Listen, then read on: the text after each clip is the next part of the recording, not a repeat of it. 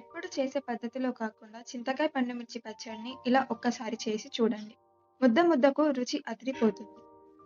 ముందుగా చింతకాయలను శుభ్రం చేసి తడి లేకుండా తుడుచుకోవాలి.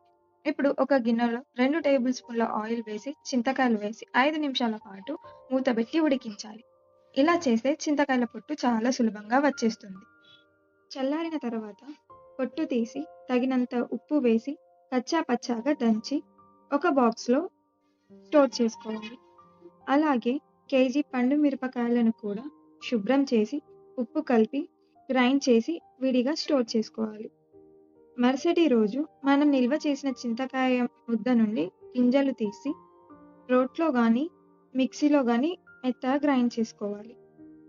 ఇప్పుడు 1 టేబుల్ స్పూన్ మెంతులు, 1 టేబుల్ స్పూన్ జీలకర్ర వేయించి పొడి చేసుకోవాలి. అలాగే కొన్ని వెల్లుల్లి రెబ్బలను కూడా పొట్టు తీసి గ్రైండ్ చేయాలి.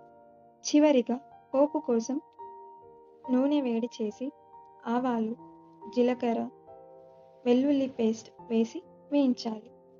పోపు పూర్తిగా చల్లారాక మనం సిద్ధం చేసుకున్న చింతకాయ పేస్ట్, పండు మిర్చి పేస్ట్, మెంతి జీలకర్ర పొడి, వెల్లుల్లి ముద్ద వేసి బాగా కలుపుకోవాలి.